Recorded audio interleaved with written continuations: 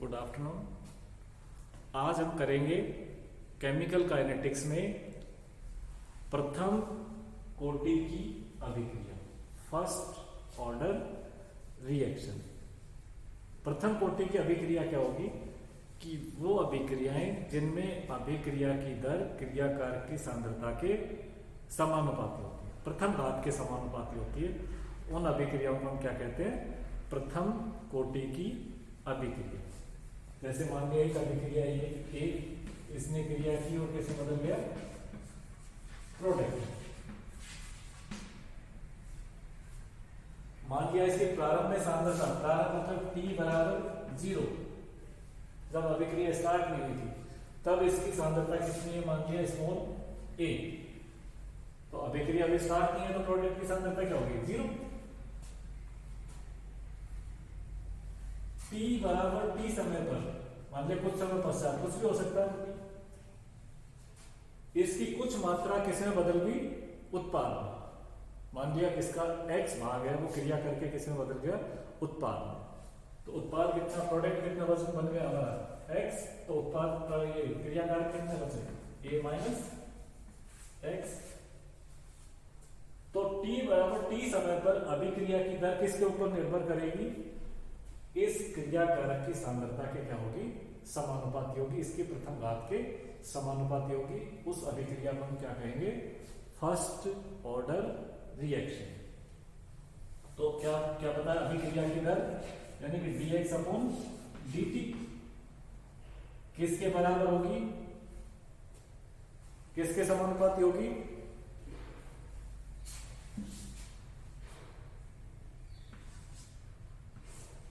a minus x।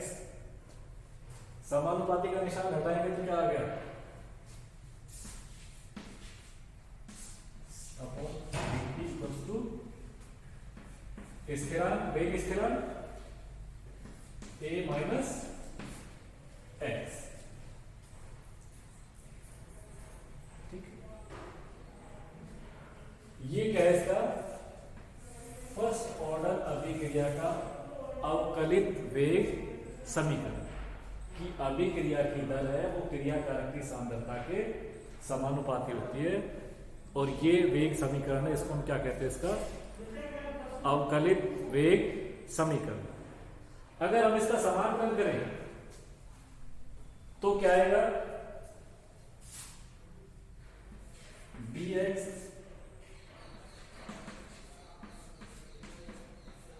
केवल dt, ऐसे लिख सकते हो इसका, 0 से x तक, और इसका समाकलन करें t बराबर 0 से t बराबर t तक।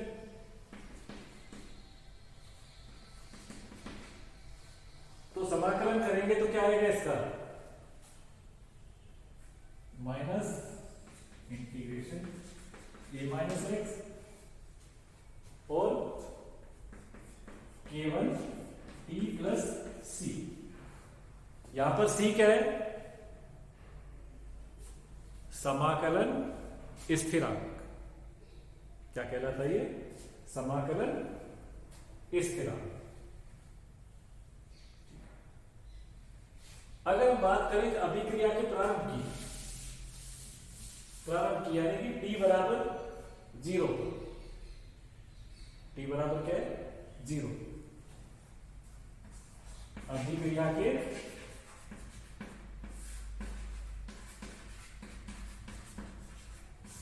प्रारंभ यानी कि जब t बराबर क्या है? 0, तो x भी क्या होगा? 0। प्रोडक्ट बनेगा ही नहीं इस टाइम।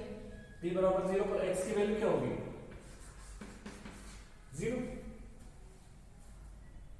तो यहां पर इस समीकरण में t की वैल्यू क्या होगी? 0। x की वैल्यू क्या होगी? 0। तो क्या बच गया? ये वैल्यू 0 होगी, तो c बराबर क्या हो गया? Minus integration a। क्या आया ये? c बराबर हम क्या लिख सकते हैं? Minus a। तो इस समीकरण में c की वैल्यू ये रख देंगे हम, तो क्या होगी ये समीकरण हमारी? माइनस ए माइनस एक्स बराबर k1t प्लस क्या, अब ये सी की जगह क्या लिखते हैं माइनस, ये वैल्यू आ जाएगी सी की जगह, तो यहां प्लस की जगह क्या जाएगा ये माइनस ए, ये आ गया हमारा समीकरण। अब हम इसको क्या लिख सकते हैं,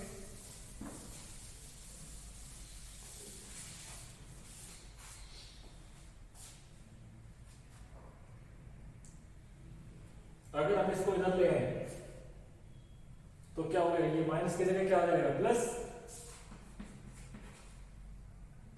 ए minus x equals to k1t,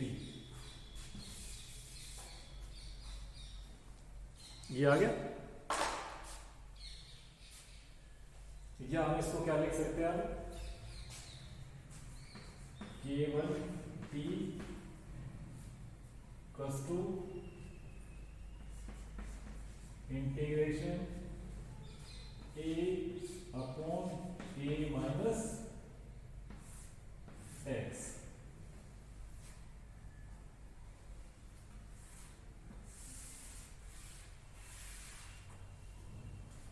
ये आ गया हमारा, ये समीकरण क्या कहलाती है, इसकी फर्स्ट ऑर्डर रिएक्शन की समाकलित वेग समीकरण। तो ये इसकी समाकलित वेग समीकरण है। इसको हटाएंगे, अगर लॉग की फॉर्म में लिखेंगे तो क्या आ गया, ये k1t log सॉरी 2.303 log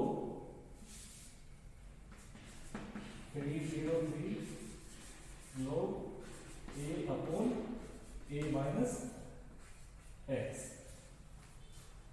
इस फॉर्म में अगर इसको लिख सकते हैं, ये भी क्या इसकी समाकलित वेग समीकरण, फर्स्ट ऑर्डर रिएक्शन की क्या है, समाकलित वेग समीकरण।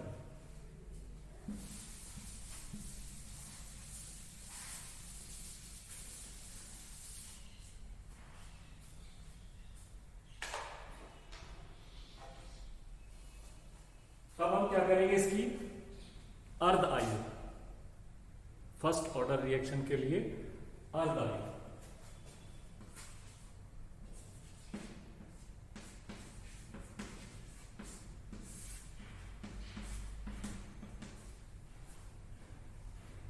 अर्ध आयु क्या होगी,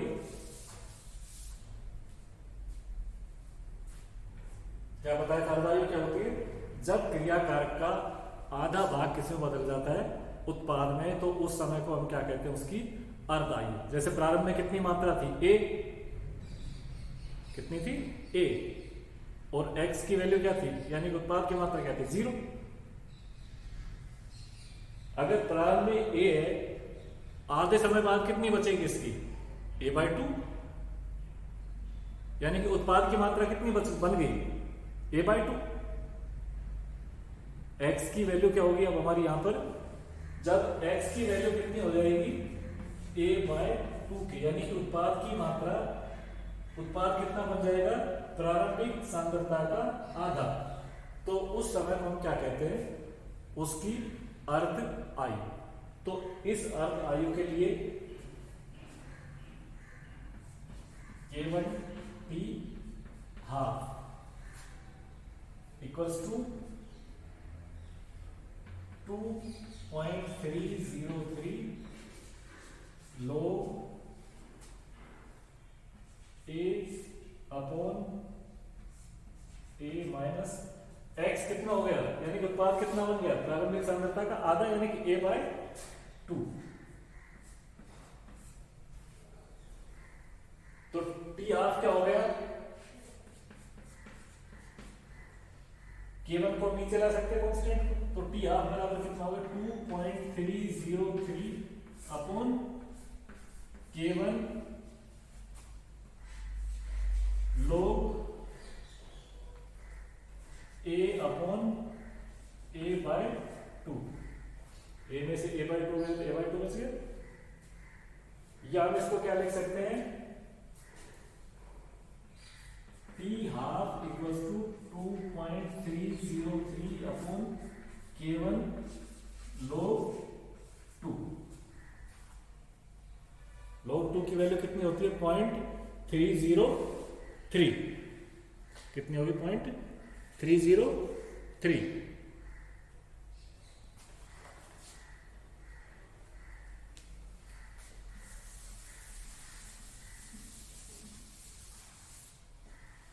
तो 0.303 को 2.303 log 2 की वैल्यू कितनी होती है 0.3010। तो 3010 को 2.303 को मल्टीप्लाई करेंगे तो कितना आएगा 0.693। तो टी हाफ हमारा कितना हो गया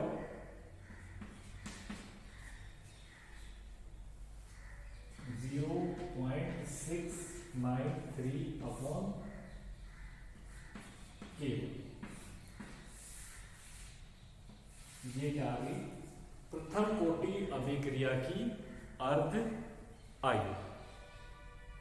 तो इससे हमें दिख रहा है कि अर्ध आयु है, इसमें प्रारंभिक सांद्रता पर निर्भर नहीं करती, प्रारंभिक सांद्रता नहीं इस फॉर्मूले में कहीं। तो इसका मतलब ये हुआ कि प्रथम कोटि अभिक्रिया में अभिक्रिया की अर्ध आयु हाफ लाइफ है, वो प्रारंभिक सांद्रता पर निर्भर नहीं करती, यानी प्रारंभिक सांद्रता से क्या होती है मुक्त होती है। तो ये है इसकी अर्ध।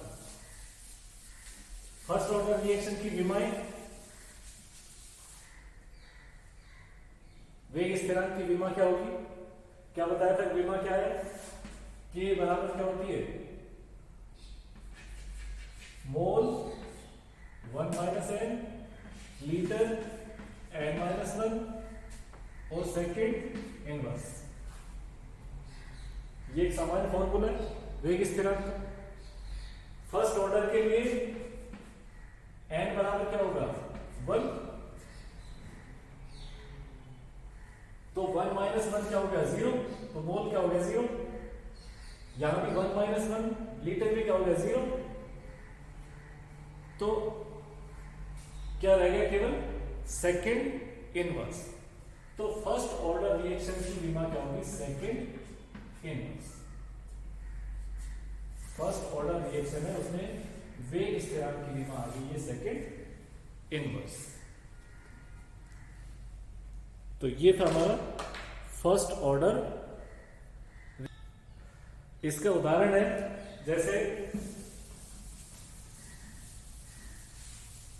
बहुत सारे उदाहरण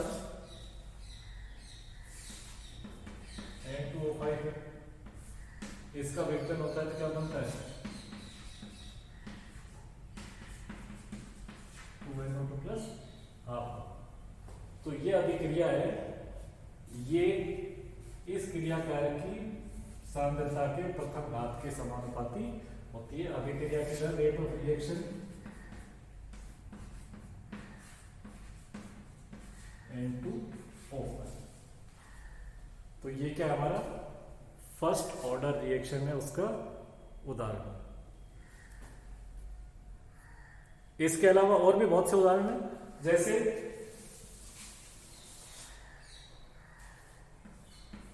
SO2Cl2 का अपघटन क्या बनता है SO2 प्लस Cl2। तो इसमें भी अभिक्रिया की दर है हमारी, रेट ऑफ रिएक्शन है, वो किसके ऊपर निर्भर करती है, इसमें SO2Cl2 की सांद्रता के प्रथम घात के समानुपाती होती है। तो ये अभिक्रिया भी हमारी कैसे होगी फर्स्ट ऑर्डर रिएक्शन, क्योंकि इसमें अभिक्रिया की दर इसमें क्रियाकारक की सांद्रता के प्रथम घात के समानुपाती है, इसलिए ये अभिक्रिया कैसे हमारी first order reaction. Thank you.